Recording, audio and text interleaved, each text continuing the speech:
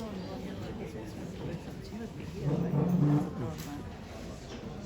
sure, yeah.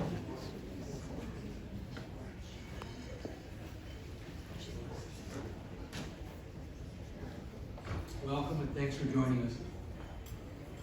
I have a favorite saying: good things come to people who wait. My name is Mark Tomaszewski. I'm the president of Thai Care International. And one of my responsibilities is every year I decide where we're spending our marketing and sponsorship dollars. So a big part of that goes to conferences such as EARCOS. We've been a sponsor for many years and of course wanted to continue to do so. So I was looking through in July when the sponsorships were first posted and was trying to think of the best fit for Thai Care to be associated with at this year's conference. So by the time I made my decision, I contacted the EARCOS office. Choice 1, not available. Choice 2, not available. What is available? Actually, Mr. Mark, we're sold out. Nothing is available. So I hit the panic button and appealed to the highest source, Dr. Ed Green. Dr. Green, this is Mark. Thai Care must be affiliated with EARCOS this year. What can we do? So Mark, actually there's one thing that has no support, no sponsor, and it's something we haven't done before at the conference in person. In 2020, we introduced the Dr. Krajczar Humanitarian Award, but there was no in-person event. This year, for the first time, we're going to have an in-person event. And would you like, yes, didn't even get the words out of his mouth, sold. Fastest sale in EARCOS history, fastest sale in Ed Green's history. So today I'm here, very happy and very proud to say that Thai Care is the supporter of the Dick Krajczar Humanitarian Award. And really, if we had a choice and knew this was available to begin with, this is what we would have signed up for. Because to us, to Thai Care, Dr. Krajczar was EARCOS. And in some ways to us, he still is. So we're pleased to be associated with this award, and like many of the events that we do sponsor, it gives us a chance to really embed ourselves with the international school community, because it's important to us to make sure that we mingle and associate with all of our customers around the world. And it's really a great thing for us to see even more and more people come in the room. So thank you all very much for coming here. So as it turned out, procrastination, I waited and good things happened. So again, I'm very happy that this all turned out. So now, to hear more about the award, to hear more about Dr. K, and to hear more about this year's winner, I'm going to introduce the man who needs no introduction to the EARCOS community, Dr. David Toes.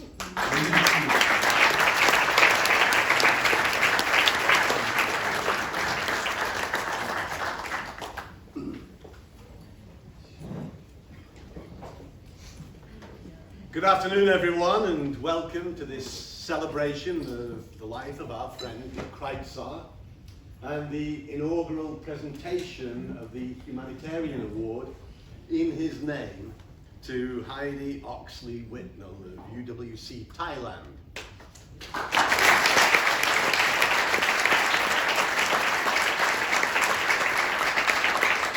I want to thank Mark and Thai Care for their generosity and support, as always.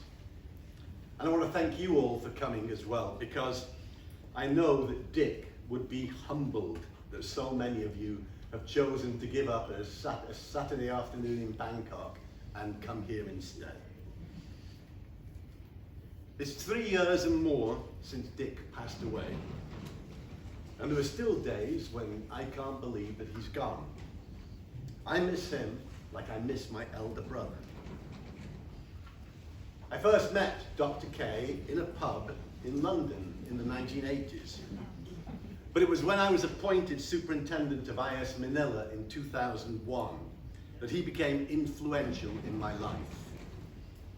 Dick was in his first spell as executive director of EARCOS then, and based in Brent School.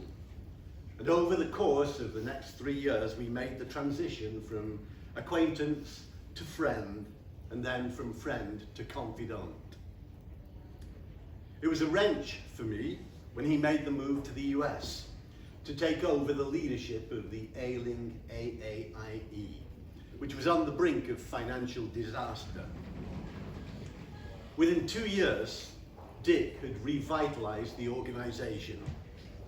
It was his persuasive power that convinced school leaders to join or rejoin AAIE and attend the annual conference, and that marked a dramatic upturn in revenue. He cut expenses too, as only he would. He worked from his home in Wyoming and did most of his US business travel by Greyhound bus. Sad to say, Dick's replacement at EARCOS passed away, and after much pressure from us, Dick returned to his beloved Asia in 2007. The years that followed were the high point of his time as leader.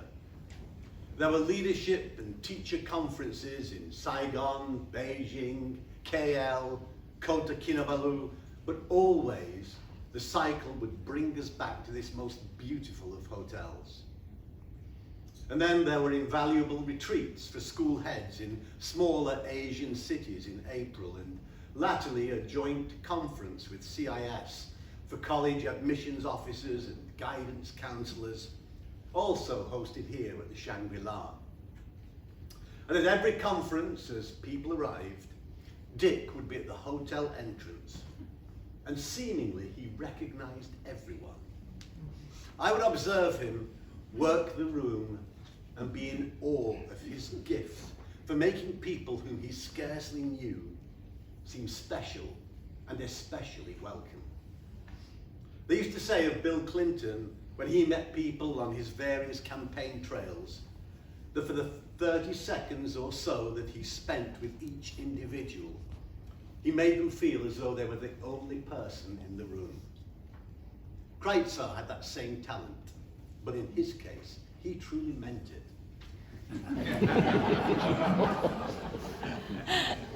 How many of you here will have witnessed Dick's 100-mile-an-hour opening speeches at these conferences and marveled at the enthusiasm and exuberance and flights of fantasy? There were times when I'd be close to tears as I laughed at the U-turns and circumlocutions and malapropisms as he revved up the audience. And at the end of every session, every coffee break, he would be there with his bell, urging people on to their next meeting. The conference receptions were a joy.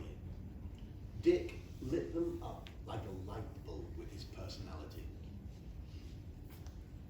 Only a few of us knew just how anxious he would be in the weeks leading up to an occasion like this. On the first day of the conference, he would be awake by 3 a.m. and pounding the streets outside, fretting about all the things that could go wrong. He was the same about our biannual board meetings. I'd get a barrage of messages in the days leading up to a meeting, asking my opinion about the agenda and all of the documents he'd prepared. And then afterwards there was another barrage, asking how I thought he'd done and was the board satisfied with his performance. Behind the smile and the sparkling eyes, there was a real insecurity about how far he had travelled from his working class roots in Steeltown, Pennsylvania.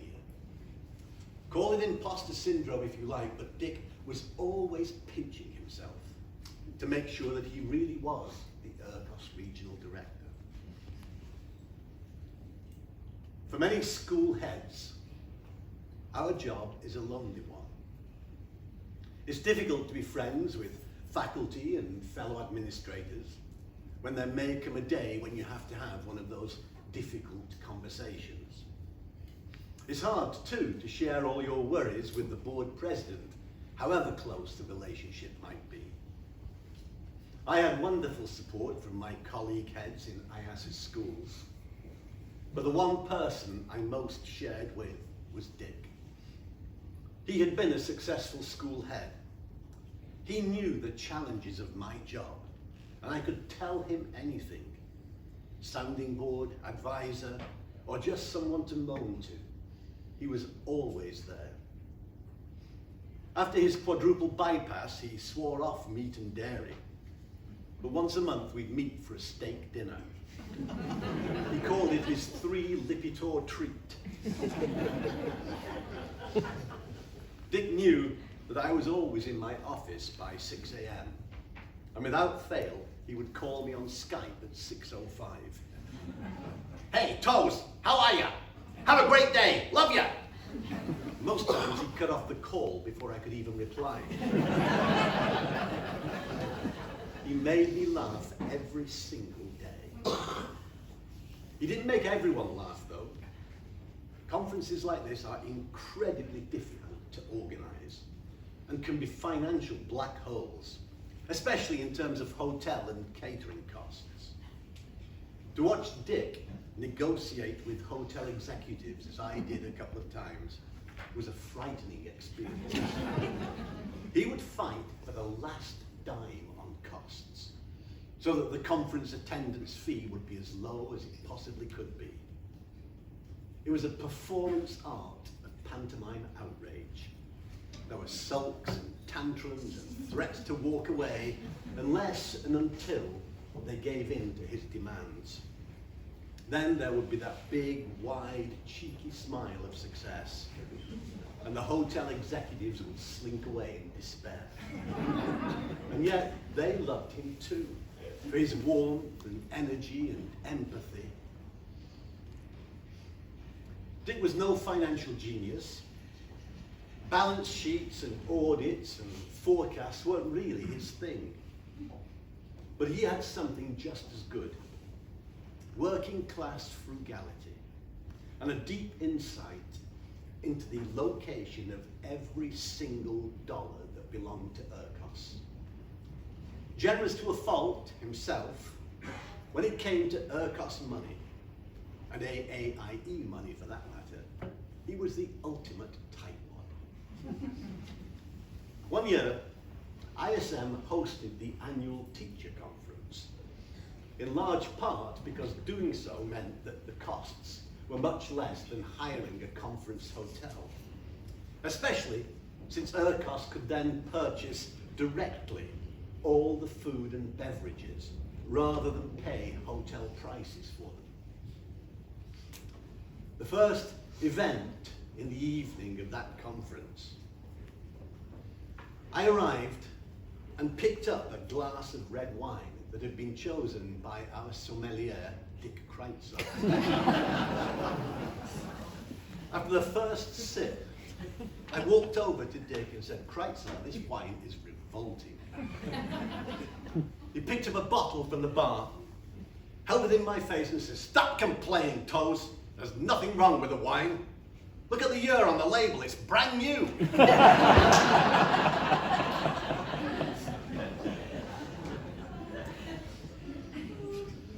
Dick was a tough guy. On his 65th birthday, he told me he was going to do a push-up for every year. He did too. I watched him on Skype. He was strong as a bull. When he first got the EARCOS job, it was announced at the end of the 1990 conference. He had his heart attack when he was sitting on the stage, receiving the congratulations of everyone. He never flinched. He didn't want to embarrass the organization. I saw him at the AAIE conference before he passed away, and he was obviously sick.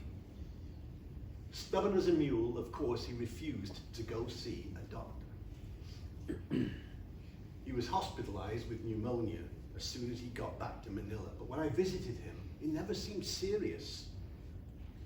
He had on an oxygen mask, but he kept taking it off so he could laugh.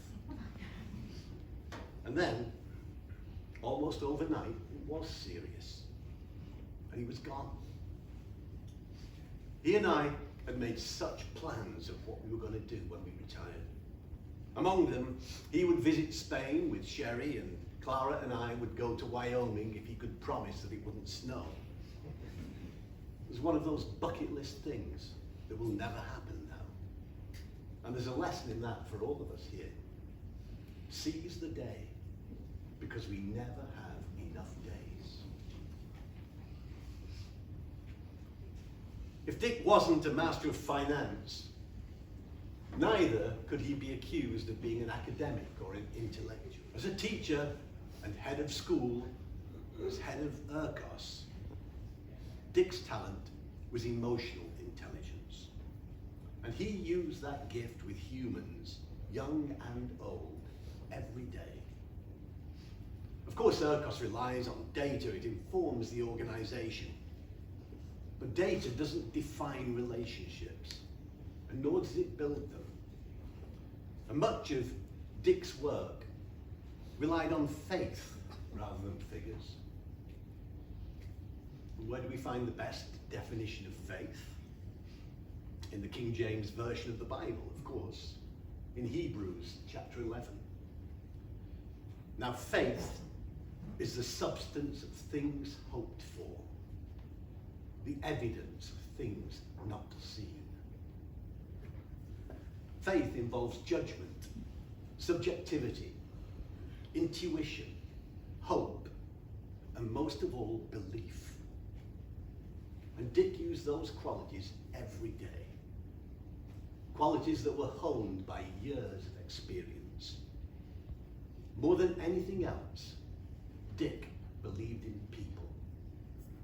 And that belief was at the heart of every decision he made.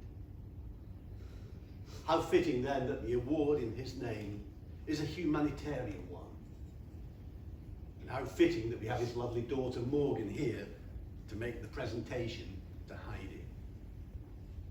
And just to be self-indulgent, how proud I am that both Morgan and Heidi are former ISO teachers. Morgan, Heidi.